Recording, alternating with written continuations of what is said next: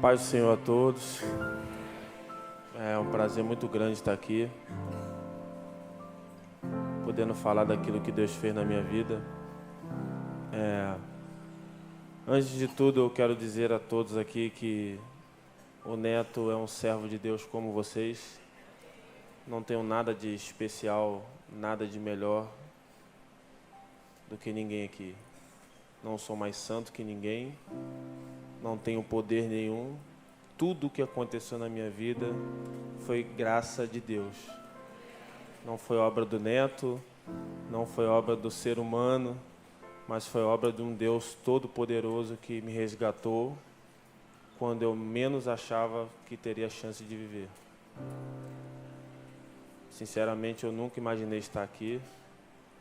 Nunca imaginei, porque eu imaginava que para mim a vida teria acabado. Lembro-me de tudo que aconteceu. Mas esse neto que está aqui é um neto que é um carioca, na Pavuna, um cara que saiu de casa com 17 para 18 anos, atrás do sonho de ser jogador de futebol.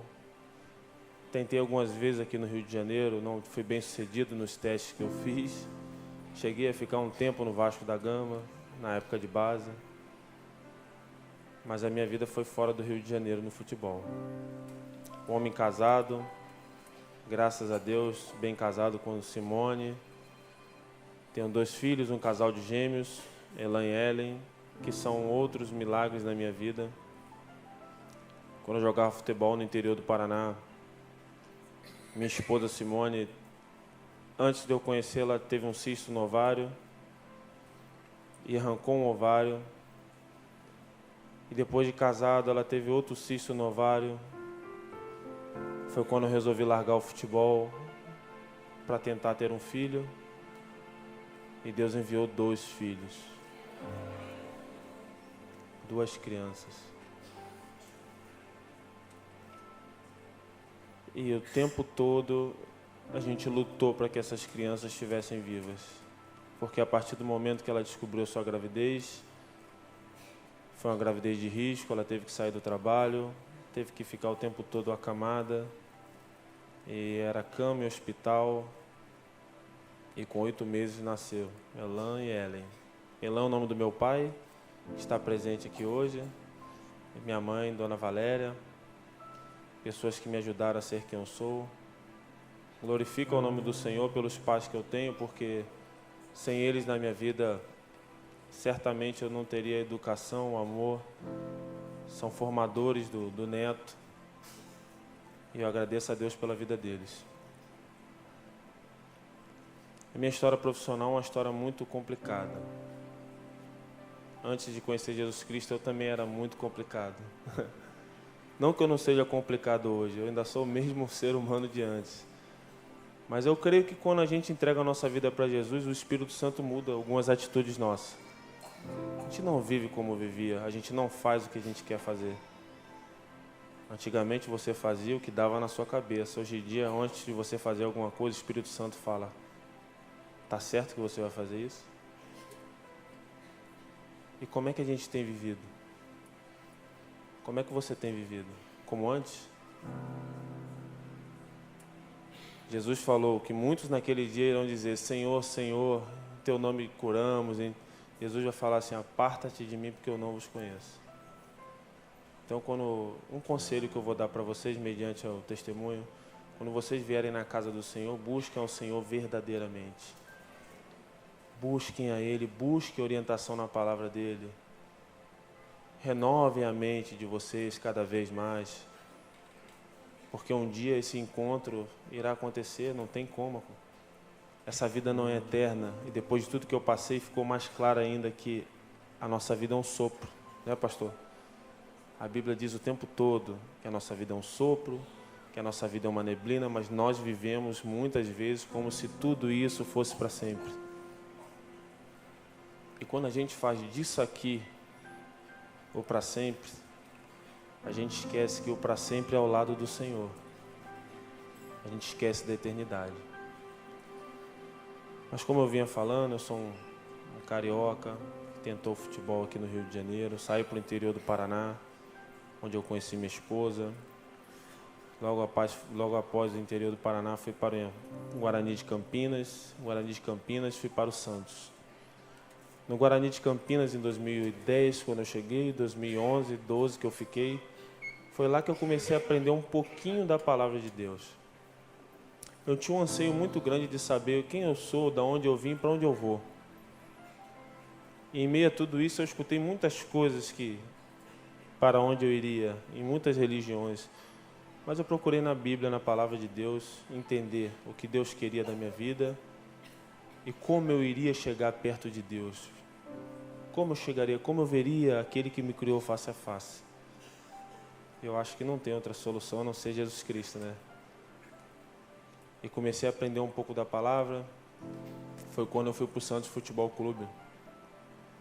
Eu ainda era muito jovem na fé, ainda não era cristão verdadeiramente firme. Frequentava de vez em quando, olha lá, umas reuniões que os atletas faziam. E hoje tem muitos atletas cristãos que ajudam outras pessoas, outros atletas que não são. E eu sou fruto de reuniões dentro das concentrações, sou fruto de reuniões no meu prédio, onde um amigo meu do Rio, Marcos Denner, fazia reuniões no prédio que a gente morava, levava a palavra de Deus, e foi ali que eu comecei a conhecer um pouco.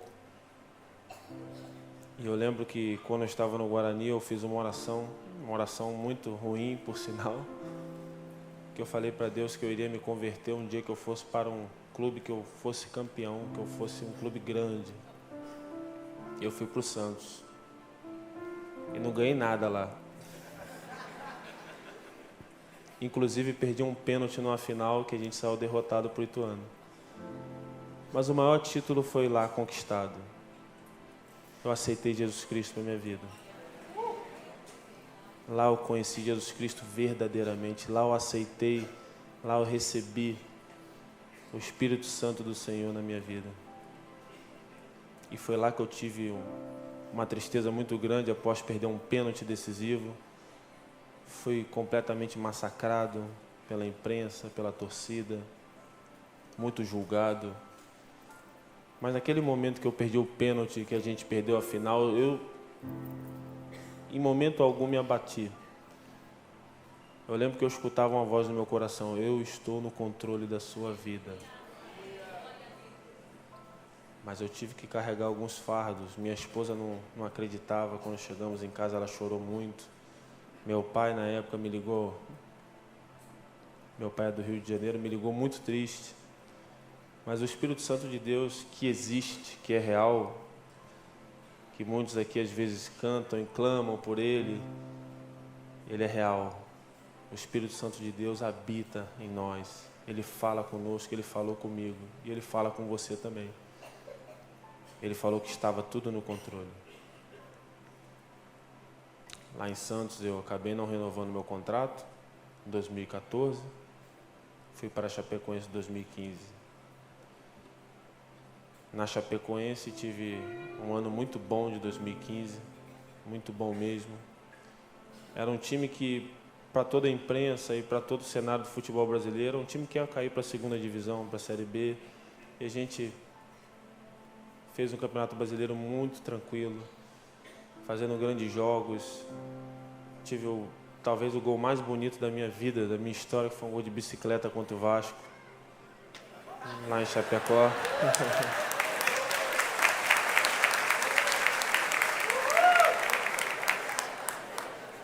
Isso aconteceu em 2015, algo que eu não acreditava, porque eu sou um carioca, joguei na base do Vasco e fui agraciado com esse momento. Eu lembro da minha entrevista, que eu falei na entrevista também, depois do gol, eu falei que eu não tinha mérito em nada, que o Neto não era nada, que Deus que tem proporcionado, porque eu vejo assim, os grandes homens da fé, que a Bíblia relata, nenhum deles tiveram mérito nenhum em nada. O mérito deles foi confiar no Deus com quem eles tinham intimidade. Foi Deus que usou cada um. Davi não tinha força, não tinha jeito para ser rei, para guerreiro. Deus tornou ele um grande guerreiro. Era um pastor de ovelhas, um menino pacato de casa, não era nem um guerreiro como seus irmãos. E Deus tornou ele o maior guerreiro de sua família. Será que foi mérito dele? O mérito é todo do Senhor. Então, mediante tudo o que aconteceu, uma perda de um pênalti, vim para Chapecoense em 2015, fiz um grande ano. E começou o ano de 2016, ano passado. Eu tinha outras propostas de time. Cheguei a estar treinando com a Chapecoense em janeiro, sem assinar contrato, e veio muitos times atrás de mim, mas eu já tinha palavrado. Já tinha falado para o dirigente da Chapecoense que eu iria ficar lá. Eu lembro que minha esposa, uma vez eu falei com a minha esposa em casa, eu estava treinando sem contrato. Iria assinar o contrato aquela semana, mas era pré-temporada. E falei para ela: Simone, recebi uma proposta muito alta. O clube me ofereceu um dinheiro de salário e mais um dinheiro por jogo. Fora os valores de premiações por vitórias. Eu lembro que minha esposa falou assim: você deu sua palavra? Eu falei: dei minha palavra. Você está balançado? Eu falei: estou por causa do dinheiro, mas eu não quero ir. A palavra do homem é sim, sim, não, não. A Bíblia diz: você pode ir para lá, para outro clube, ganhar muito dinheiro, mas você nunca mais vai dormir em paz. Porque você deu a sua palavra e você é homem de Deus. E lá eu permaneci, fizemos um grande primeiro semestre, até o dia que eu machuquei. No dia 24 de fevereiro, a equipe voando no campeonato estadual. Se eu não me engano, estávamos invictos ainda. Tomei uma pancada nas costas, um jogo normal. Caí sem todos os movimentos da perna. Tentei levantar, não conseguia levantar, não entendi o porquê. Falava: Senhor, por que eu não consigo levantar? Inclusive meus pais que estão aqui, eles foram nesse jogo, porque nesse dia foi o dia do aniversário dos meus filhos. Eu já tinha programado fazer o aniversário dia 24 de fevereiro, que é a data de aniversário deles. E na época a federação mudou um jogo para aquela data, então eu tive que fazer o aniversário dia 21, numa segunda-feira. E na quarta-feira fui jogar. Meus pais estavam lá. E saí direto para a ambulância do campo, sem entender o porquê. Caído no chão sem os movimentos da perna, eu só pedi a Deus: por que isso está acontecendo? Eu estava correndo agora. Já era o final do jogo, eu estava correndo agora, eu sei da minha força, eu sou um cara que... Por que eu não tenho os movimentos, Senhor? O que o Senhor quer com isso? O que Tu quer com isso na minha vida? E aí eu entendo que... Eu não sei o que cada um está passando aqui. Cada um tem suas dificuldades, suas tribulações. Deus coloca cada um a confiar nele. Porque os pequenos momentos de tribulações que a gente tem não se comparam à glória que Deus tem guardada para a gente. E eu pude experimentar isso na minha pele. Fui fazer uma ressonância, já com os movimentos da perna no hospital, já voltando ao normal. E pude ver que tinha um disco, tinha uma protusão discal. O disco pegou um pouco no nervo, pegou um pouco na medula, apertou o nervo, e naquele momento eu tive temporariamente as pernas desligadas, né? Mas o médico falou para mim que eu iria voltar, iria fazer um tratamento. Fiz um tratamento, fiquei praticamente 20 dias parado e voltei a jogar. Mas quando eu voltei a jogar já não era mais o mesmo. Eu ficava muito quieto, sentia que meu corpo estava estranho, um pouco fraco. Até um dia que eu dominei uma bola no peito uma vez no treino e senti que meu corpo amoleceu inteiro. E eu toquei a bola para o meu companheiro e depois de uns 20, 30 segundos eu voltei ao normal. E eu lembro que eu falei para minha esposa quando chegou em casa: Simone, aconteceu uma coisa terrível hoje, tenho que te contar. Ela: o que aconteceu? Eu dominei uma bola no peito e meu corpo amoleceu. E depois ele voltou ao normal dos 20, 30 segundos. Ela falou assim: fala pro médico. Eu falei: tá amarrado, fala pro médico. falei, não vou falar não, Simone. Eu quero ser campeão jogando. Que ambição ruim a minha, né? Tinha faca e o queijo na mão para falar pro médico, mas eu falava, Simone, eu fui pro Santos Futebol Clube, eu perdi 2 finais de estaduais. Eu perdi uma não jogando pro Corinthians, eu perdi uma jogando, que eu perdi o pênalti pro Ituano. Esse ano eu vou ser campeão, nada me tira isso. Esses meninos que estão aqui, eles querem ser campeões também, então nós vamos ser campeões. E nada vai me tirar desse jogo. Ela falava, você tem que falar pro médico. Isso que você está sentindo não é normal. Eu falei, não vou falar. Não falei até um dia que eu não aguentei no treino. Tive que sair do treino, carregado. Depois voltei ao normal. Fui fazer uma série de exames no Rio Grande do Sul. E num desses exames eles colocavam agulhas no meu corpo para ver a força, para medir se estava tudo normal. O médico chegou para mim e falou assim, meu neto, estava aí um fisioterapeuta do clube. Posso te falar uma coisa? Eu falei, pode. Deus é seu amigo, hein, velho? Deus é seu amigo. Eu falei, por que houve, doutor? Eu estou vendo o resultado dos teus exames aqui, cara, não tem como um cara ficar em pé aqui normal como você está na minha frente. Qualquer outro estaria numa mesa de cirurgia de urgência.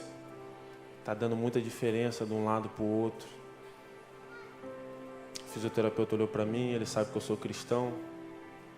Ele olhou para mim e quando ele viu o cara falar, o médico falar que Deus era meu amigo, ele mesmo ficou espantado. Fui para Chapecó, praticamente com a cirurgia marcada. Tinha problema num disco. O médico me chamou e falou, vamos operar a cervical, vamos colocar uma placa de titânio aí, eu vou colocar a melhor placa que tiver. Dr. Marcos Sonagli, um grande médico, estudou nos Estados Unidos, um cara fantástico. E eu fiquei com aquela tristeza no meu coração. Perguntava, por que, Senhor? Por que comigo? Eu sou teu servo. Eu sou um cara que não sou perfeito, mas eu busco no Senhor as coisas. Faço tudo do meu melhor para o Senhor. Sempre tenho exaltado o teu nome. Nós, nas concentrações que nós tínhamos desde 2015, isso eu aprendi desde a época do Santos, nós fazíamos cultos nas concentrações, porque o atleta vira e mexe, ele não tem tempo de vir na igreja. Geralmente no domingo ele está jogando, já concentra desde o sábado. Eu falava, Senhor, por que comigo? Por que tu permitiu isso na minha vida? E fiquei um pouco mais desesperado quando eu percebi que entrei na internet para ver a cirurgia que eu iria fazer e vi que nenhum jogador de futebol tinha feito essa cirurgia. Vi que quem tinha feito essa cirurgia eram jogadores de futebol americano. E lá é muito mais punk que futebol, né? Lá um bate, eles se batem mais, o contato é muito mais forte. E o pior ainda, eu vi que a maioria deles não tinha voltado mais a jogar. E eu lembro que o médico alegou para mim, falou, você vai voltar sim. De 3 a 6 meses você volta. Em 3 meses você volta a correr e devagarinho você volta a jogar. Mas eu falava para Simone quando eu chegava em casa, esse cara é um mentiroso. Ele acha que eu não sei a verdade. Eu já procurei a verdade na internet. Ele está tentando me enganar. Ele está tentando me iludir. Ele está tentando me colocar para frente. Mas isso não existe, Simone. Se lá nos Estados Unidos a medicina que é muito evoluída, os caras não conseguiram voltar. Eu lembro que minha esposa falou para mim assim, amor, Deus é soberano, amor. E se for da vontade de Deus você voltar, não há lesão que impeça você voltar a jogar futebol.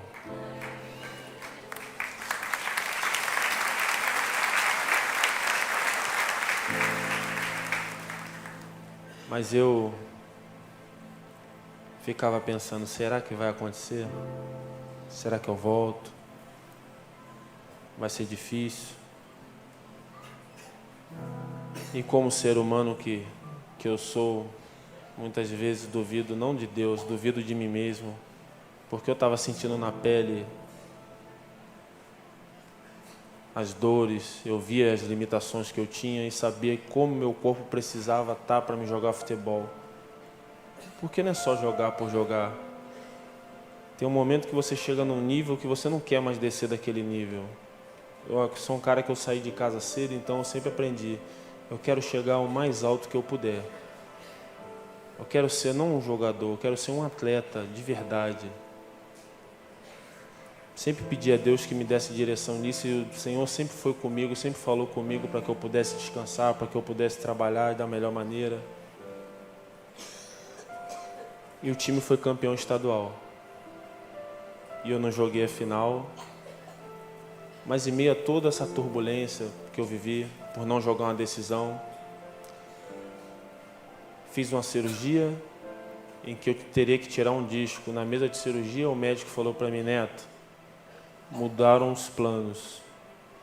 Você vai ter que tirar 2 discos agora pelo exame. Vai ter que colocar 2 discos artificiais e vai ter que colocar uma placa maior de titânio que vai parafusar em 3 vértebras. Eu lembro que eu falei para ele: tem alguma maneira diferente de resolver isso? Não. Então vamos embora, doutor. Não tenho o que fazer, vamos fazer essa cirurgia. E Deus foi tão misericordioso na minha vida, Ele já começou a mostrar lá atrás que Ele estava comigo, que tiveram a votação, eu fui considerado o melhor zagueiro de Santa Catarina sem jogar a final. Sério, brincadeira. Eu lembro que tinham 6 nomes. Eram 3 duplas de zaga. A dupla de zaga bronze, a dupla de zaga prata, a dupla de zaga ouro. E o evento era lá em Florianópolis. Eu falei para minha esposa, muito sair todo arrumadinho, né? A gente fica todo pomposo. Simone, olha, se eu pegar uma bolinha de prata ali, para mim tá ótimo. Não joguei a final. Se vier uma de bronze também, Deus já é bom demais, né? Eu achava que nunca, porque geralmente quem chega em decisão, quem está jogando, fica mais evidência. Chegou lá em Florianópolis, meu nome saiu primeiro a dupla de zaga de bronze. E eu olhei e falei: opa, vai vir uma bolinha de prata para mim. Oh, meu Deus, que bom que tu é. Uma prata, tá bom, já fui campeão lá. Não joguei, tudo bem, não joguei, mas... Falaram o nome dos zagueiros de prata e eu fiquei sem reação. Não consegui nem comemorar de constrangimento. Constrangimento verdadeiramente do que Deus estava fazendo. É como se Deus falasse para mim: olha, você aconteceu isso, mas eu ainda estou no controle de tudo. Fui considerado o melhor zagueiro, junto com outro amigo meu. Fui para casa, comecei a me reabilitar. Fiz a cirurgia, coloquei uma placa maior e começou a minha vida dentro da fisioterapia. Não acreditando muitas vezes onde eu iria chegar, mas todo mundo em minha volta já começaram a ver uma diferença. Em 20 dias eu estava correndo no campo. Para os fisioterapeutas era algo extraordinário. Eles não me falavam nada, mas eu sentia que tinha algo diferente. Antes da cirurgia, durante a cirurgia, eu sentia que membros da diretoria, algumas pessoas ficavam meio com o pé atrás. Talvez já nem contassem comigo naquele ano de 2016. Mas Deus contava comigo. E Deus sabia que eu viria aqui hoje. Isso lá atrás. Voltei a jogar em alto nível. O time começou a crescer de uma forma estrondosa. Tivemos jogos marcantes contra o Botafogo aqui no Rio, que a gente ganhou de 2-0, que a gente não era nem cotado para empatar aquele jogo. E tivemos uma sequência de vitórias, umas atrás da outra, e Sul-Americana, e o time vencendo, até a semifinal contra o São Lourenço. Que eu lembro que a gente já olhava um para o outro e falava: não, aqui é mais... esse jogo aqui é diferente. Então, esse jogo aqui nós vamos enfrentar uma equipe que realmente não é qualquer uma. E a gente sempre falava na concentração, cara, se Deus colocou a gente para esse momento, não é para passar vergonha. Deus colocou a gente para fazer história. Principalmente a gente que era cristão, mas eu acho que todos os outros também, que até quem não era cristão, já tinham percebido que Deus estava naquele lugar e Deus iria usar cada um para fazer história. E vencemos o São Lourenço, conseguimos passar. Um jogo muito difícil lá na Argentina, foi um dos piores jogos que eu joguei. E você tem que suportar uma pressão, arbitragem, tudo influencia, porque lá é pesado. Lá. A torcida argentina, os jogadores são fortes, os jogadores não desistem, eles têm uma característica de... Eles jogam de igual em casa e fora de casa. Em Chapecó foi muito difícil. Acho que quem vê futebol lembra do Danilo defendendo aquela bola com o pé, último minuto. Lembro como se fosse hoje, eu falando com o Josimar, última bola, a gente não pode tomar o gol. Eu e o Tiago se olhando, meus amigos que se foram. E o Danilo fez aquela defesa. O Danilo defendeu aquela bola, a bola sobrou para outro cara que chutou em cima de mim, a bola foi para a lateral, teve uma falta. E eu senti que o jogo ia acabar, eu lembro que eu saí para o meio campo, o Danilo foi bater a falta.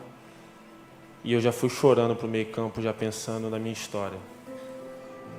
Lembro que eu andei no meio campo, o Danilo falava, sai de trás, e a gente saindo. Eu já fui pensando, Deus, Tu fez muito mais do que eu pedi, do que eu pensei. Senhor, eu olho para trás, Senhor. Eu saí do Pavonense da Pavona. Com 17 anos, já tarde de futebol, ninguém acreditava.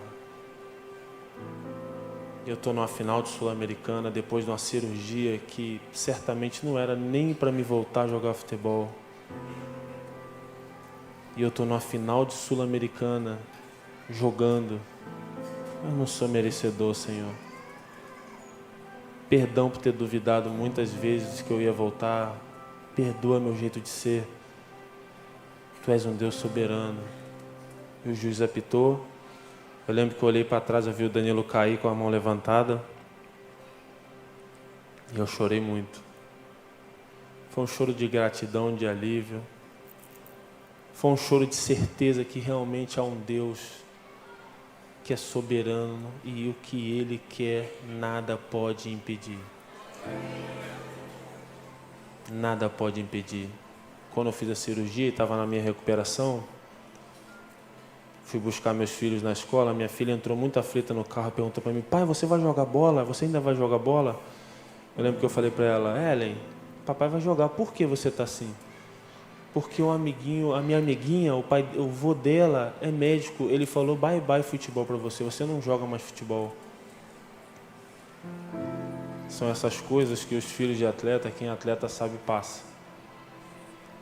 Eu lembro que eu, como um servo de Deus, mas um ser humano pecador, pequei no momento, falei assim, ó, fala pro vô da tua amiga que um dia ele vai lá no estádio bater palma para mim quando eu voltar. Que servo do Senhor eu sou, né? Jesus amado, Deus teve misericórdia de mim mesmo. E eu lembro que eu tomei uma dura da minha esposa me deu uma cutucada na frente e falou assim, o que você está falando aí? Deixa ele falar. Ele não vai ver o que você vai fazer, ele vai ver o que Deus vai fazer na tua vida. O que os outros falam não importa, o importa é a tua comunhão com Deus. Se Deus quiser que tu volte, tu volta. Não fica dando bola porque os outros falam que você não vai voltar, que você está acabado. Eu falei, Simone, tem hora que eu não sou de ferro, não. Mas aí chegamos na final. Clima maravilhoso. Chapecó é uma cidade de 220 mil habitantes, 230. Todo mundo se conhece, fora as outras cidades em torno de Chapecó. Ali é um clima muito favorável para a equipe, porque ali, Chapecó e região eram torcedores do Grêmio e do Inter, a maioria são descendentes de gaúcho. Mas ali acabou essa torcida por Grêmio e Inter, ali todos ficaram chapecoenses. Depois que a equipe cresceu e foi para a Série A, há um clima lá que você entra na cidade e você só vê verde. É bandeira verde, então aquele povo lá, eles ajudaram a construir quem é chapecoense. E aquela equipe ficou com uma fama muito forte de ser difícil de ser batida dentro de Chapecó. Porque ali há uma energia muito positiva de um povo que viu um time nascer do nada. Uma equipe que nem série tinha. Uma equipe que já chegou a jogar a segunda divisão do Catarinense. Para eles, como assim aquela equipe está na final da Sul-Americana? Como assim esse time sai do Rio e ganha do Fluminense? Como esse time goleou o Inter? Como esse time já goleou o Palmeiras? Como é que esse time ganhou do River Plate, que é o campeão da América? Como esse time ganhou do São Lourenço? Então, para eles era algo extraordinário que estava acontecendo. E eu sabia que Deus estava ali nos honrando e nos ajudando. E era tão estranho porque a gente ia no mercado, às vezes a gente via as pessoas chorarem antes da tragédia. Eu falava assim, obrigado. Obrigado por tudo que vocês estão fazendo por nós. Vocês estão levando o nome dessa cidade para o mundo. E era um clima maravilhoso. E aí eu tive 2 sonhos. Tive um sonho que eu ia para o céu. E no meu sonho ficava bem claro que eu tinha morrido. Andava num lugar e subia numa torre. Tinha um elevador. O céu até moderno, né? O céu com elevador. Mas era o céu no meu sonho. Eu entrava numa porta e aquele lugar subia. Chegava no último andar, mas era muito longe. E quando abri a porta, Deus já sentado me olhando em forma de homem, muito bem vestido, muito bonito. E Deus muito grande, porque no sonho ele era maior que eu lembro. Ele falava para mim assim, meu filho, te esperei tanto tempo aqui. E no sonho, mesmo sem ele falar que era Deus, eu sabia que ele era Deus e eu chorava de alegria. Eu tinha um choro de alegria porque eu não lembrava de nada do que eu tinha feito antes da minha morte, na minha terra. Eu tinha apagado tudo, mas eu sabia, eu não era merecedor de estar naquele lugar. No meu sonho eu tinha plena convicção, eu estou aqui pela graça de Deus. Eu não lembrava dos meus filhos, dos meus pais, eu não lembrava de nada, mas eu sabia, aqui, nesse lugar santo, não é mérito meu. Eu falava, Senhor, eu abraçava Deus e caía aos seus pés e falava, Senhor, eu não sou merecedor. Eu não sou merecedor de estar aqui. Eu lembro que ele me levantava e as minhas lágrimas não eram lágrimas de tristeza, mas de gratidão, porque eu sabia que estar naquele lugar era algo que eu tinha almejado, mesmo sem eu lembrar como eu cheguei, como eu almejei, eu não lembrava de nada. Mas eu sabia, aquele lugar ali era tudo que eu sonhei na minha vida. E estar do lado do Criador era algo espetacular. E aí passava a minha esposa, Simone, que no sonho era uma pessoa estranha, e Deus falava, tá vendo essa mulher? Essa mulher te ajudou a estar aqui hoje. E eu lembro que ela me olhou no sonho, deu um sorriso, também deu um sorriso, né? Mas eu não senti nada por ela. Aliás, era a fisionomia dela, só que ela era estranha. Não reconheci. Olhei, ri educadamente. Amei ela como uma irmã que estava ali no mesmo local que eu estava, não como uma esposa. Não consegui nem ter parâmetro para achar ela bonita no sonho. Não tive nem essa maldade humana que a gente tem. Feliz por vê-la.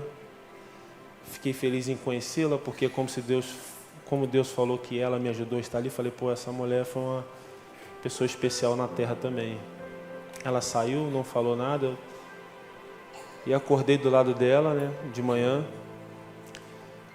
A primeira coisa que eu falei para ela, Simone, sonhei contigo, Simone. Ela abriu um sorrisão, né? Acho que toda mulher gosta, toda esposa gosta.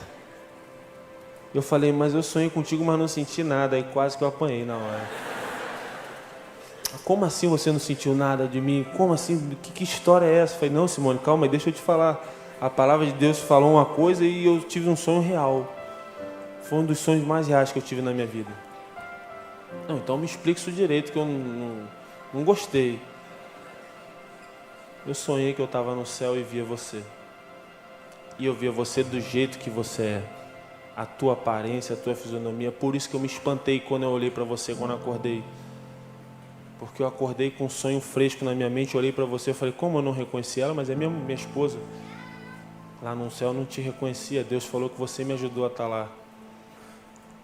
O único motivo de alegria dela foi que ela viu que Deus reconheceu que ela me ajudou a estar lá. Então ela fala, tá vendo aí? Me larga para tu ver o que acontece, para onde tu vai. Se você me abandonar, você vai ver para onde você vai. Eu falei, não abandono o nosso Deus e muito menos você, porque você foi o que Deus colocou na minha vida. E é bom que os casais também ouçam isso, viu? Vocês não casaram por acaso, não. Não foi obra do acaso, não foi sorte, não foi destino. Deus colocou cada um para completar o outro. Depois se acertamos lá, ela entendeu o meu sonho. Ela entendeu também que eu não sonhei aquilo porque quis. Não foi obra da minha mente sonhar com ela no céu, sem compreender, sem entender, sem saber quem era ela. E ficou um sonho muito marcante.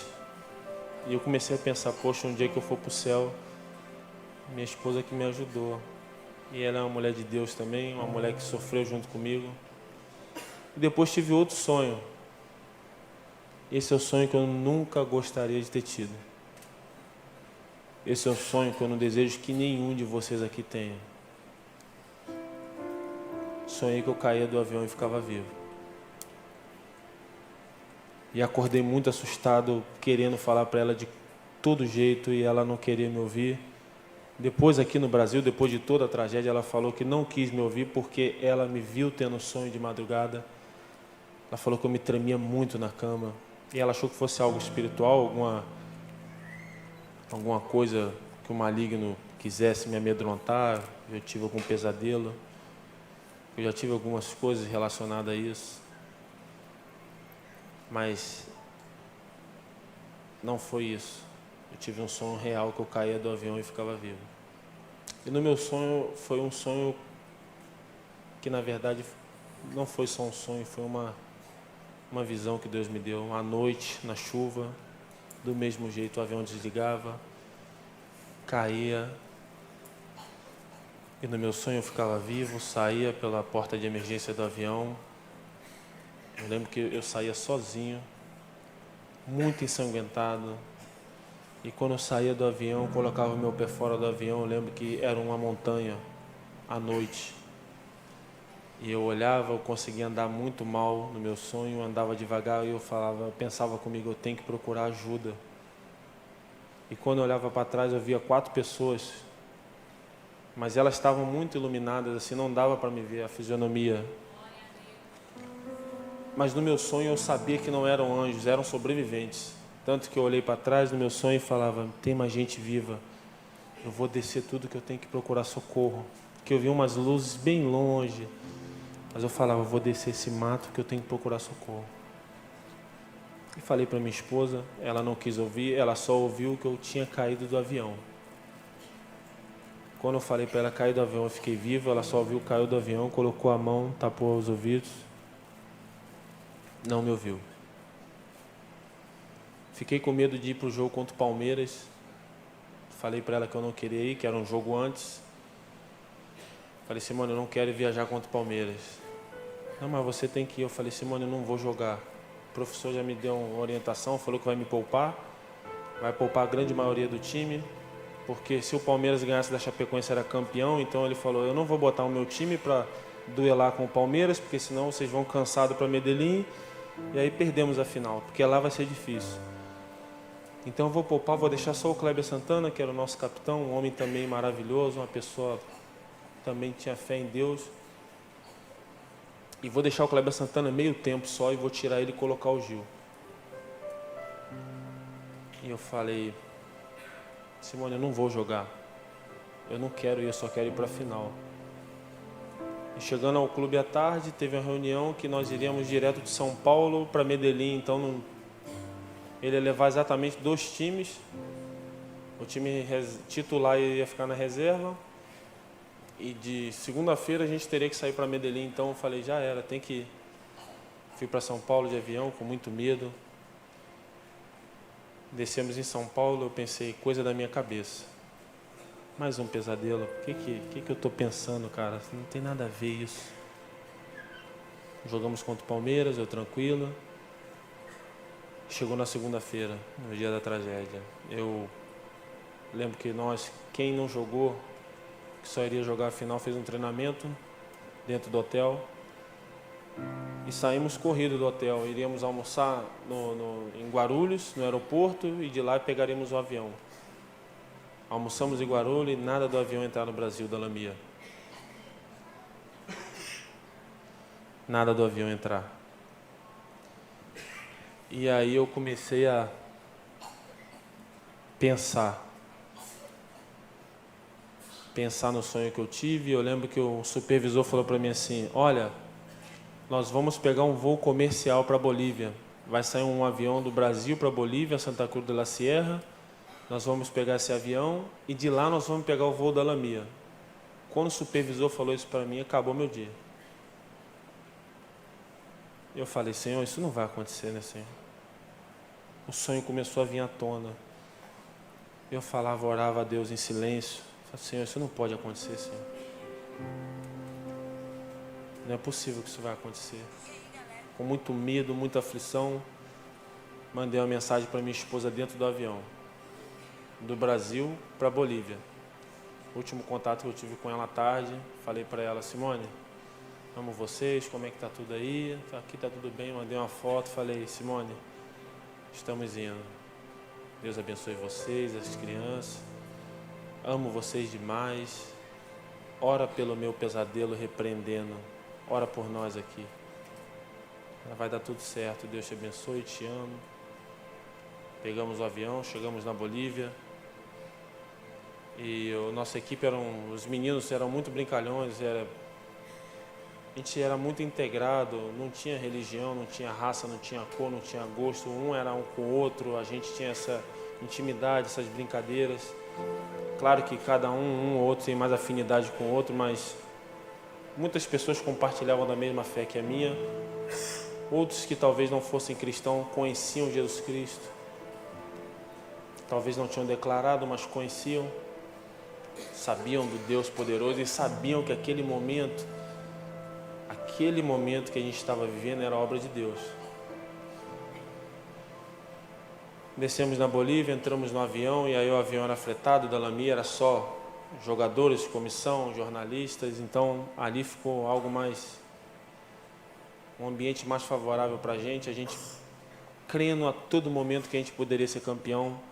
Eu lembro que diversas vezes eu falava, e diversas vezes outros falavam assim: a gente não parou para ter noção que a gente pode ser campeão.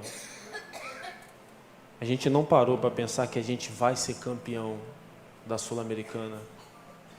A gente não parou para pensar que Deus vai fazer a gente entrar para a história. Muitas e muitas vezes a gente olhava um para o outro e falava assim: cara, nós vamos ser campeões da Sul-Americana e nós vamos ficar na história. E a gente ficou mais aceso com essa confiança a partir do momento que a gente soube que o Atlético Nacional iria colocar o time titular em casa, mas no jogo de volta iriam colocar os reservas porque eles iam para o Japão, que tinha um Mundial. Então aquilo ali deu mais confiança para a gente ainda. A gente respeitava, é claro, o nosso adversário, tem que respeitar a todos, mas a gente sabia: nós vamos jogar com uma equipe, vamos jogar com a equipe reserva, jogadores de base vão vir jogar aqui a final no Brasil, a gente vai ser campeão. Deus está preparando tudo perfeito. Entramos no avião da Lamia, um voo normal, tranquilo. Eu estava do lado do Bruno Rangel, meu irmãozão em Cristo também, um homem que eu levo para o resto da minha vida, um cara que me ensinou a ser tranquilo, a ter paciência, a esperar em Deus, um homem que me ensinou a ser humilde demais. Aquele cara lá era o maior artilheiro do clube, e por diversas vezes ficava no banco de reserva e não questionava. Uma vez ele chegou para mim e falou assim: Neto, eu queria ter mais autoridade para falar algumas coisas. Eu falei: como assim? Eu queria ser igual a você. Você fala tudo o que você pensa. Isso te ajuda. Eu falei: como assim, Rangel? Poxa, eu sou o maior artilheiro do clube. Às vezes eu fico no banco, nem entro no jogo. E eu sou um cara calado, eu não dou bola para nada. Às vezes eu acho que eu sou meio mole. E eu falei para ele assim, poxa, Rangel, eu queria ser meio mole igual a você, rapaz. Porque eu já perdi a oportunidade, porque eu falo demais. E às vezes eu falo para ajudar os outros, as pessoas não interpretam. Interpretam como se eu sou um intrujão, um falastrão. Eu já me prejudiquei por causa disso, sabia? Ele, já? Eu falei, já. Olha para você, Rangel. Deus sempre te honra, cara. Você não joga, mas você entra num jogo difícil, você sempre faz gol, você sempre é muito frio. Você tem uma frieza de jogadores de Copa do Mundo. Você na frente do gol, parece que o gol fica enorme na tua frente, cara. E você é sempre assim, Rangel. Você não joga e joga o Kempis faz gol. Quando o Kempis não faz gol, você vai lá e faz gol. Vocês dois sempre estão fazendo gol, cara. E um torce pro outro. Eu nunca vi isso. Eu nunca vi o que está acontecendo aqui nesse time. Esse time aqui eu nunca vi o que aconteceu. Tem pessoas que não jogam aqui, que torcem pro outro, que choram com o outro. Eu nunca vi, Angel. Por isso que as coisas dão certo. E você, nessa sua humildade, Deus está te honrando muito. Lembro que ele falou assim para mim, é mesmo, né, Neto? Eu não tenho que falar nada mesmo, não. Deus está fazendo tanta coisa. Eu falei, claro, meu amigo. E nos cultos das concentrações, revezavam. Bruno Rangel dava a palavra, no outro culto era eu que dava a palavra, no outro culto era o Matheus Bitel que dava a palavra. E ali muitas vezes chegava a ter 15 jogadores, 14 jogadores, de 22, 23 que iam. Eu sentei do lado do Bruno Rangel, no avião, ele sentou na minha frente Gil e Ananias, Danilo estava um pouquinho à minha frente. Um voo normal, tranquilo, a gente conversando bastante, era um voo longo. Mas aí no final todo mundo estava cansado, todo mundo dormindo, eu tentei dormir também, mas não conseguia dormir até a hora que deu uma turbulência. Era muita chuva, deu uma turbulência, eu pensei, meu Deus do céu. Olhei meu relógio, com medo de turbulência, nem pensava no sonho, nem lembrava, o sonho estava longe de mim. E o avião vinha normal, tudo muito aceso, até a hora que o avião desligou. O avião vinha no barulho normal, até a hora que ele fez... Desligou completamente, acendeu a luz de emergência no chão. A primeira palavra que eu disse foi, Jesus tem misericórdia. Jesus tem misericórdia. Eu não queria acreditar. Para mim era mentira o que estava acontecendo. Para mim eu estava dormindo, eu estava sonhando, era um filme, era na tela quente. Não era, aquilo ali não acontece normal na vida do ser humano. Eu olhei para o chão e falei, Jesus, tem misericórdia de nós. E eu comecei a tentar me autoconsolar. Eu comecei a mentir para mim mesmo. Falo, não, Neto, calma que está descendo. O que você está vendo não está acontecendo, está descendo, o avião está descendo. Eu olhei para a janela onde estava o Bruno Rangel, para tentar achar algum argumento que me fizesse crer que estava descendo. Eu pensei, vai acender a luzinha de fora, vai piscar, ele está descendo. Vai descer o trem de pouso. Eu vi que não acendia nada, nem a luz de fora acendia. Eu vi que tinha alguma coisa errada. E como eu estava bem no meio do avião, do lado da turbina, eu vi que desligou a turbina também e eu escutava o barulho do vento. Como se o avião tivesse totalmente desligado. E foi aí que eu senti que a vida é um sopro. A gente acha que vai viver até 80, 90 anos. Alguns vão conseguir esse prêmio de ter uma vida longa, outros não.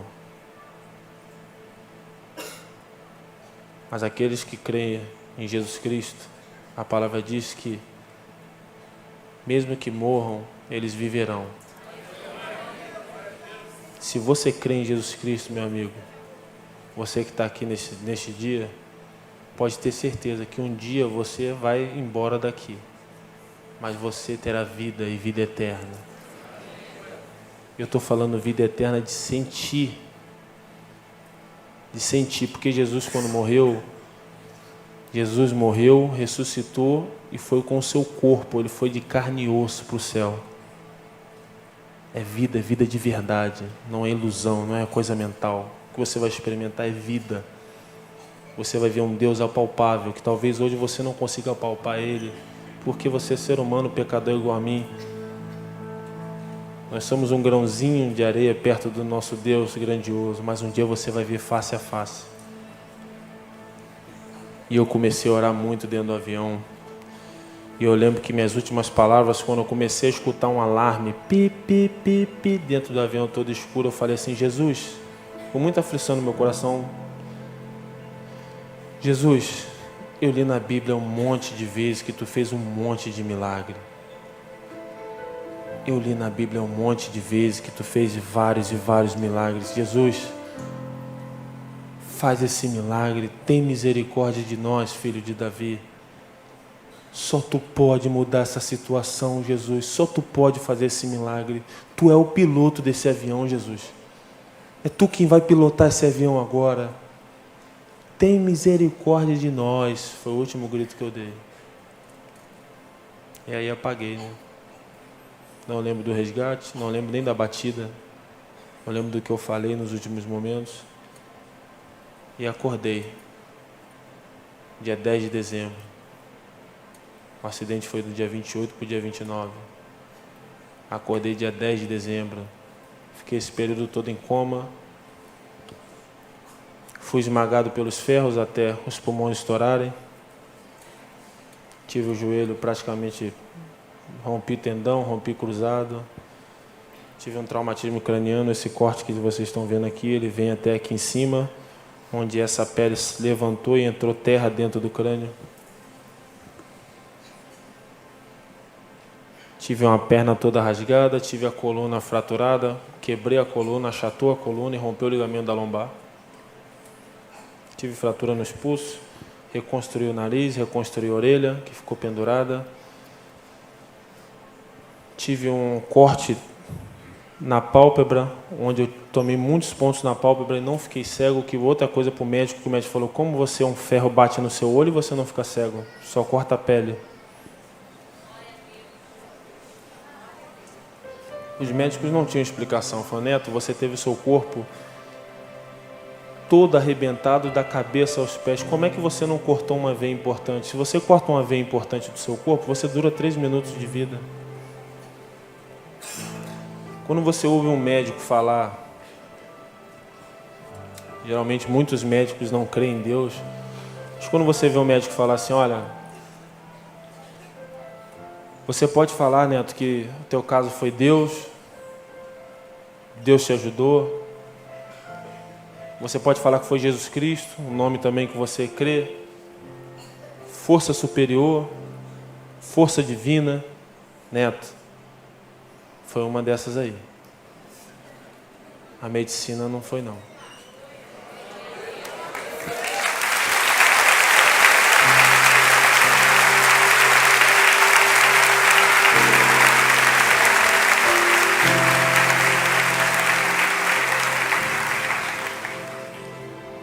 E quando você vê alguém render glória a Deus por eu estar vivo, quando você vê que alguém que talvez não creia tanto, falar: realmente, Neto, algo muito superior aconteceu. Nós médicos fizemos o mínimo. Quando você vê um médico, você ouve um médico falar assim: olha, a gente foi para a Colômbia do Brasil e a gente tomava decisões em grupo para saber o que fazer com vocês, porque a gente fez um pacto no Brasil e não pode morrer mais ninguém, porque já morreu muita gente. Quem está vivo tem que permanecer vivo. E quando a gente faz esse pacto, eu acho que quem é médico sabe, quando você vê um médico falar assim: nós tomávamos decisões naquele momento, que era para aquele momento só, e tomamos decisões muito certas, em grupo. Quando você vê um médico falar assim, era como se Deus estivesse iluminando a nossa mente para a gente não errar. Porque se a gente erra um mínimo detalhe, vocês estavam num estado crítico. Eu fiquei 8 horas sem socorro.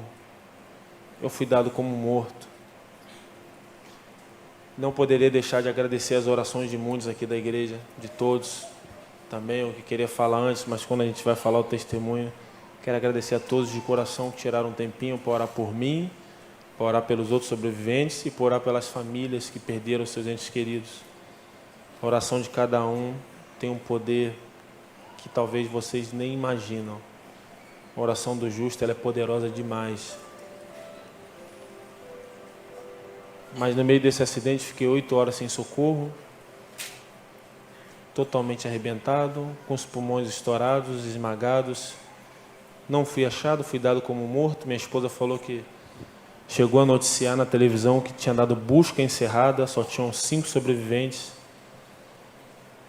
E tem algumas coisas que tem no livro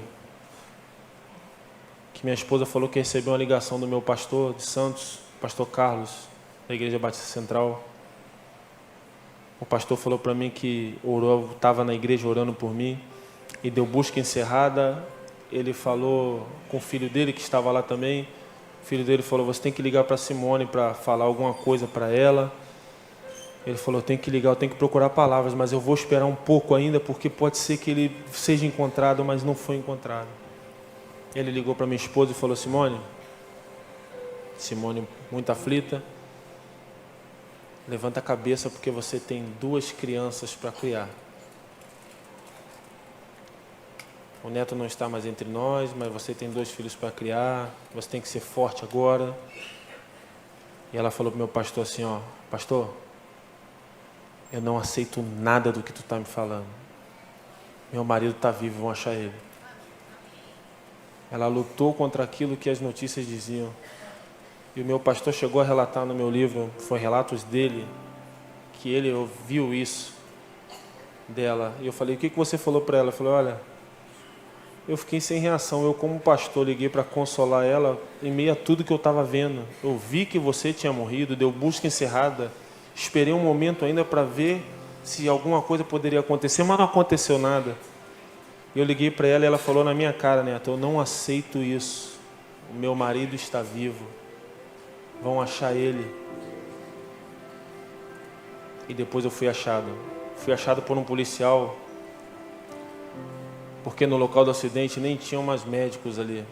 Todos os médicos já tinham ido embora, Cruz Vermelha, socorro, enfermaria, todos já tinham ido embora porque não tinham mais condições climáticas, não tinham mais sobreviventes. E um policial falou que foi ver os pertences, que estavam todos jogados, espalhados. Ele foi tomar conta para que ninguém pudesse saquear, escutou um gemido. Escutou um gemido e pensou: tem alguém vivo.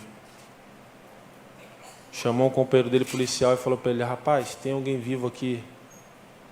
Eu estou vendo que tem alguém vivo. Eu ouvi. O outro policial falou para ele: você está cansado. É impossível ter alguém vivo agora. Já passou muito tempo. O que tem de vivo já está vivo. Já está no hospital, já sendo cuidado. Não tem como ter alguém vivo. Ele falou: eu escutei um gemido aqui, fica aqui comigo. E o outro policial não queria ficar porque achou que ele estava cansado. Ele falou: pelo amor de Deus, para um pouco, escuta. E ele falou que era difícil escutar porque também chovia no momento, o barulho da água caindo nas folhas fique em silêncio, por favor, escuta. E ele falou que eu gemi mais uma vez, um gemido de muita dor. E ele falou que o policial escutou e o policial ficou emocionado, e pelo barulho do gemido, pelo som que eles ouviam, eles foram seguindo um caminho com o flash do celular aceso, porque tinha muita chuva e neblina também, para ver onde é que estava. Chegou debaixo, um gemido via debaixo dos ferros. Ele começou a tirar ferro, pedaço de árvore, me encontrou. Como é que eu gemi depois de 8 horas com os pulmões estourados? Depois de um acidente aéreo, com a cabeça aberta, com terra na cabeça, com a perna aberta, a coluna, o joelho. Como é que eu consegui ter força para gemer? Pode ter certeza que a força não veio de mim, não. Se eu estou vivo aqui hoje, Deus sabia que eu teria que vir aqui hoje para dar essa palavra para vocês.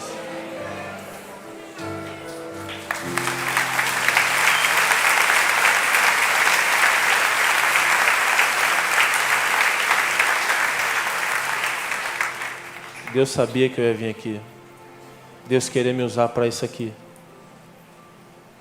Para que vocês possam começar a observar um pouco mais que aquilo que você está passando não é nada comparado àquilo que Deus pode fazer.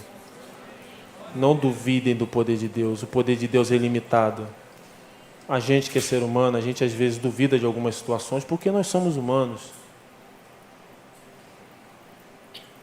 Mas a gente não pode duvidar em maneira, em momento algum, desse Deus que criou todas as coisas, E aquilo que Deus quer, nenhum homem, nenhuma situação, nenhum momento pode impedir. Se eu estou vivo hoje aqui, é porque Deus quis que eu ficasse vivo.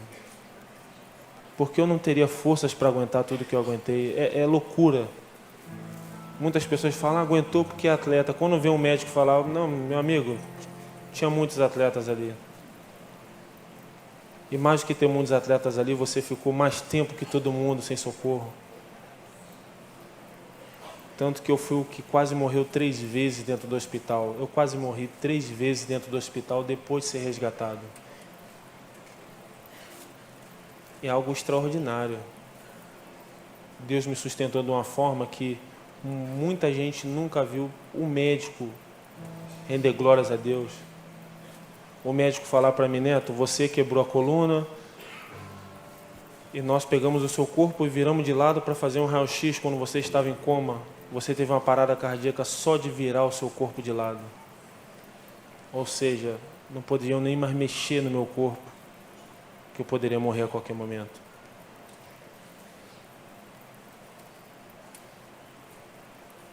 E depois acordei sem saber de nada que estava acontecendo, onde estava, que lugar aquele, o pessoal falava em espanhol. Eu lembro que eu acordei, a primeira coisa que eu falei para minha esposa foi, Deus esteve comigo o tempo todo. Repeti 2 vezes, Deus esteve comigo o tempo todo. E hoje eu lembro, eu consigo lembrar, eu acordando e falando para ela, Deus esteve comigo o tempo todo, mas eu queria lembrar o que eu vi, porque eu vi algo diferente, eu senti algo diferente. Eu tenho essa consciência que eu vi e senti algo diferente, que Deus apagou da minha mente. E glória a Deus que Ele tenha apagado da minha mente, porque talvez se eu fosse lembrar o que eu vi, talvez algum tipo de soberba fosse entrar no meu coração, de querer se achar mais especial que ninguém. Todos nós somos iguais.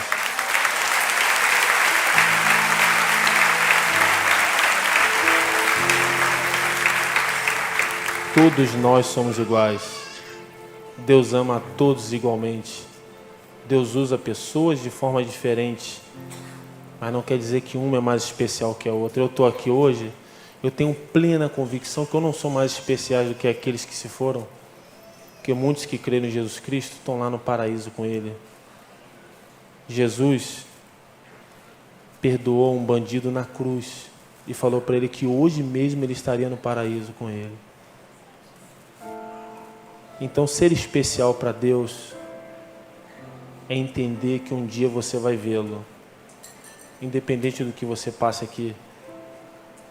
Ser especial para Deus é crer em Jesus Cristo, aceitá-lo como o Senhor e Salvador e desfrutar da eternidade aqui já. Isso é ser especial para Deus. Então acordei sem saber de nada, o que estava acontecendo, falei para minha esposa isso e ela ficou com medo porque os médicos não podiam falar para mim o que estava acontecendo, porque eu já tinha quase morrido 3 vezes. Os médicos falaram, quando ele acordar, ele está muito debilitado, ele não pode se emocionar, não pode acelerar o coração dele. Eu acordei muito mal, mas não tinha reparado em mim ainda. E quando eu olhei para o médico, vi a camisa da Chapecoense e falei, meu Deus, agora eu sei o que eu estou fazendo aqui, tem a final da Sul-Americana. O pessoal está falando em espanhol, o médico está com a camisa Atlético Nacional, é a final. E o médico olhando para mim assustado, porque ele não podia me contar a verdade. Eu acordei falando, Deus esteve comigo o tempo todo. Falei para ele assim, doutor, eu machuquei no jogo.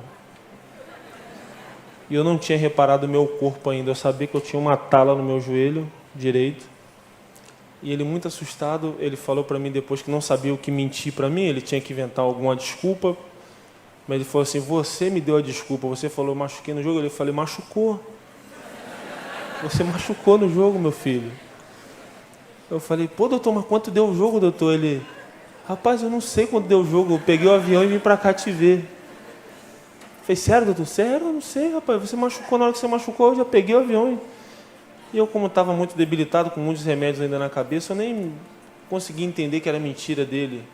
Eu vi que ele estava meio aflito, mas eu ainda reclamei com Deus, para tu ver que servo que eu sou, hein? Eu ainda falei para Deus assim, poxa, Senhor, eu machuquei na final já esse ano. De novo? Eu lembro que eu fechei meus olhos e fiquei, poxa, Senhor, Eu machuquei outro dia na final. A gente chega na final de novo, então não vou chegar mais em final. Quando tiver uma decisão, eu vou me embora do clube, porque, Senhor, toda vez, Senhor, que a gente chega na final, eu já não fui campeão no Santos. Antes de ir para o Santos, eu já tinha perdido uma final para o próprio Santos no Paulista. Eu estava no Guarani quando o Santos me comprou. Eu pensava assim, não é possível. Já não joguei a final, agora não jogo mais a final. Mas no outro dia, quando eu acordei, eu vi que realmente não tinha sido jogo. Quando eu acordei no outro dia, que eu olhei para o meu corpo, eu falei, cara, isso daí não... Tem alguma mentira muito grande nisso tudo. E eu lembro que eu tinha 2 drenos, dreno nos pulmões.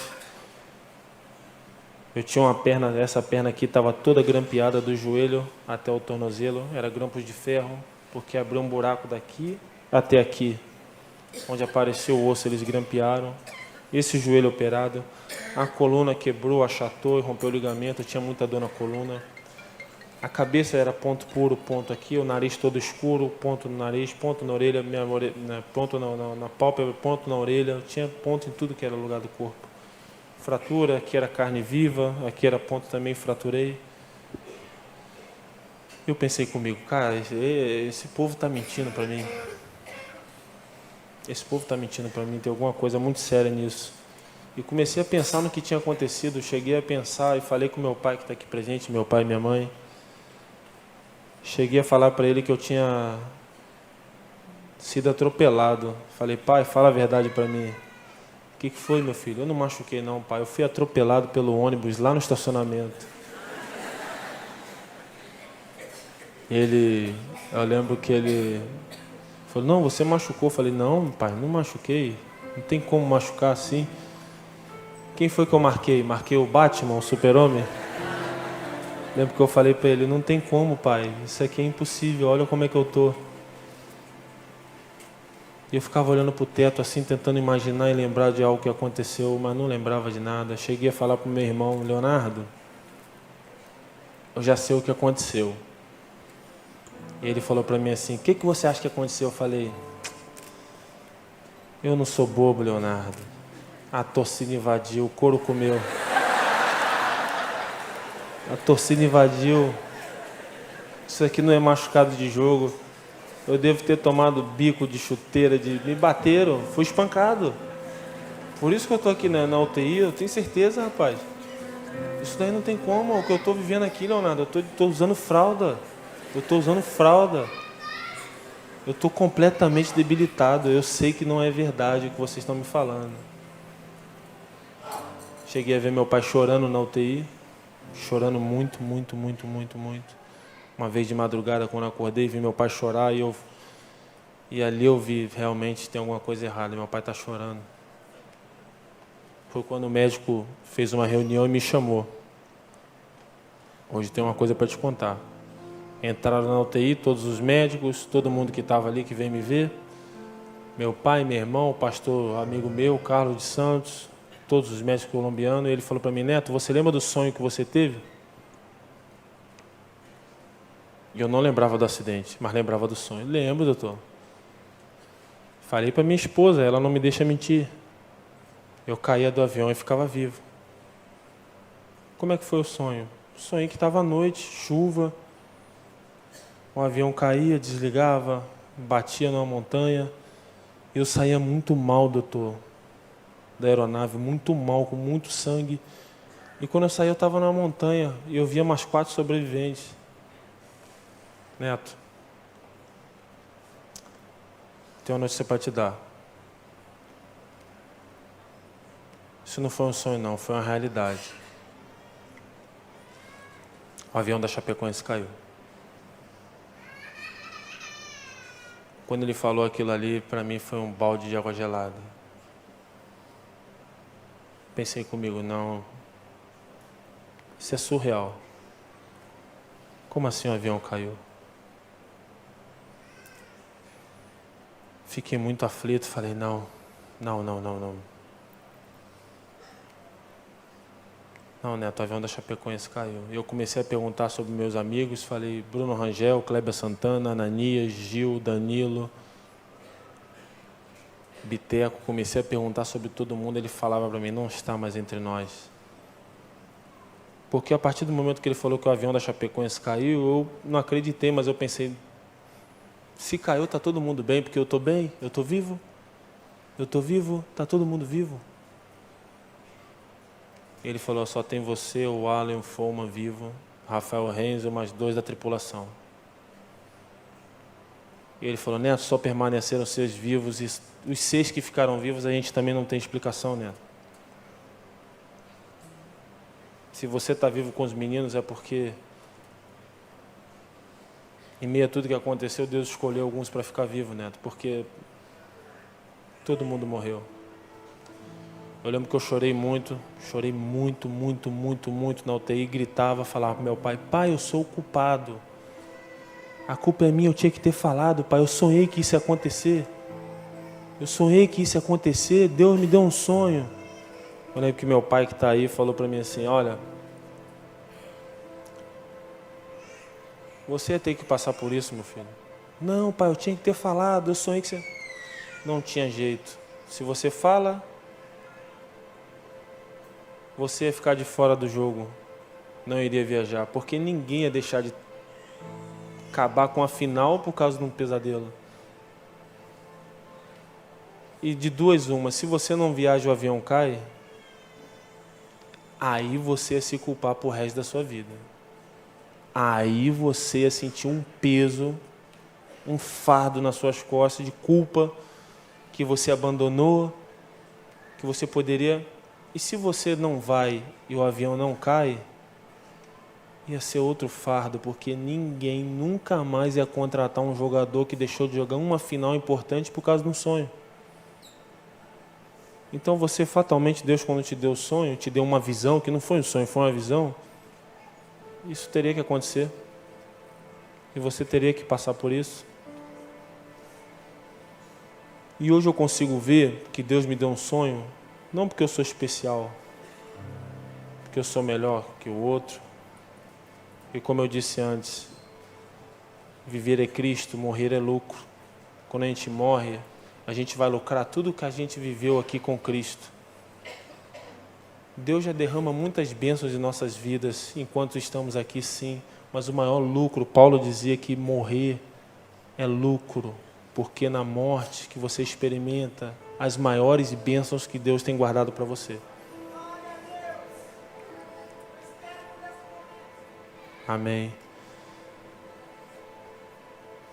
E depois que a gente soube do acidente, que eu soube de tudo, muito mal, pude entender que realmente Deus não queria que aquilo acontecesse.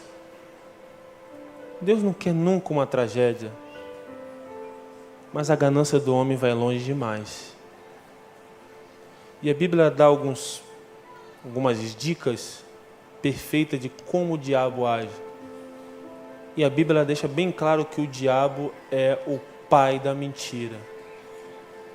E a gente está vivendo um momento no nosso país terrível, onde muitas mentiras estão sendo descobertas por causa do dinheiro.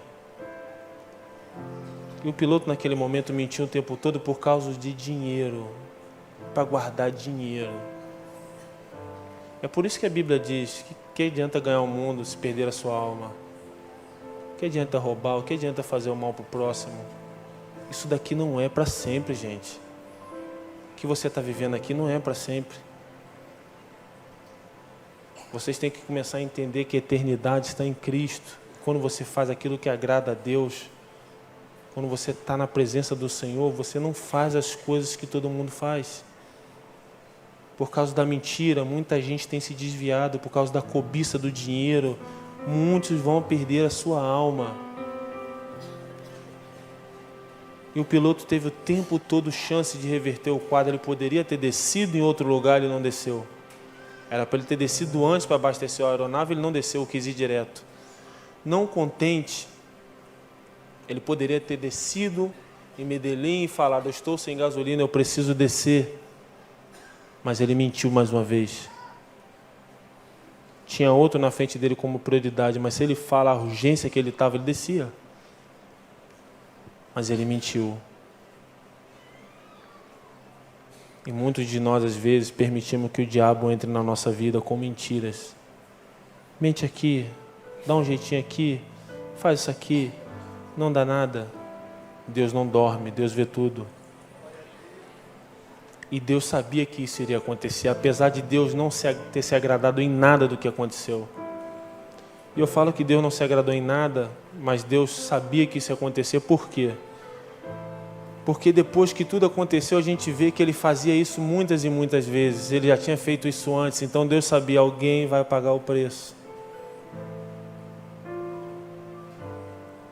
Alguém vai pagar o preço por essas mentiras, por esses erros. E geralmente é assim. Há muitos pilotos como ele dentro da nossa política, que estão assassinando milhares de pessoas em hospitais públicos, que não têm condições de resgatar uma vida ali. Foram desviados 50 bilhões, imagine isso investido em hospitais para pessoas que precisam, quantas vidas seriam salvas. Mas enfim, tudo isso aconteceu, eu permaneci vivo, e depois de um tempo, um médico me chamou na Colômbia e falou: Neto, nós chegamos à conclusão de uma coisa que aconteceu e precisamos te contar.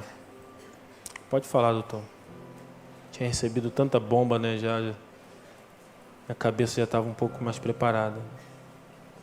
Neto, você lembra aquela placa que você colocou lá em junho, que se você não jogou a final? Lembro. Um dos motivos de você estar vivo foi aquela placa no seu pescoço. Mas como assim, doutor? Neto, você e o Foma desceram na parte do avião que desceu até lá embaixo. Vocês desceram toda a trajetória do avião. O Foma foi para um lado, você ficou debaixo da turbina. Você teve seu rosto desfigurado, você rompeu o nariz, teve que reconstruir a orelha, pálpebra, o crânio todo aberto. Você e o Foma bateram a cabeça 1 milhão de vezes. Vocês desceram num triturador. E alguns amigos morreram porque quebraram o seu pescoço, deslocaram, saiu alguma coisa, e você teve um movimento completamente limitado ali dentro porque você tinha uma placa.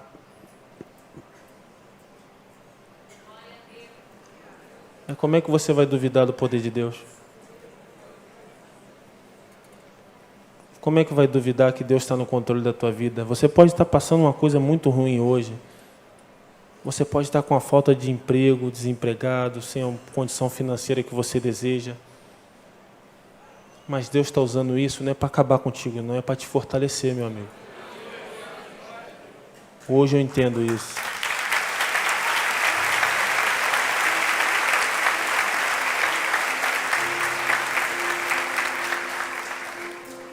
O ser humano, ele cresce nos momentos de dificuldade. E cresce em todas as áreas. Muitos aqui que são formados vão olhar para trás e vão lembrar quanto tempo estudaram. O pastor, quando fez teologia, lembra tudo que ele estudava, tudo que ele passou, os momentos de oração. Cresceu muito. E eu cresci muito mediante a tudo que aconteceu comigo. Eu sempre criei em Jesus Cristo, sempre tive fé em Deus. Mas hoje eu descanso muito mais, porque eu sei que independente do que eu passe, Ele está no controle. Quando o médico chega para mim e fala aquela placa é um dos motivos de você estar vivo, é absurdo. É absurdo para um ser humano normal como eu falo, mas como assim não, Neto?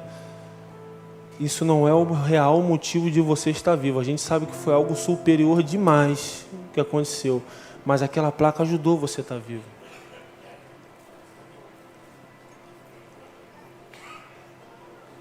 E é isso que eu quero deixar para vocês aqui. A nossa vida não é só alegria, não é só coisa boa, não é só glória. A gente passa por lutas. E Jesus mesmo falou que no mundo nós teríamos tribulações, mas era que para a gente ter bom ânimo, porque Ele venceu o mundo. Então é isso que eu quero deixar para você hoje, meu irmão, minha irmã. Independente daquilo que você está passando, Deus está no controle da sua vida.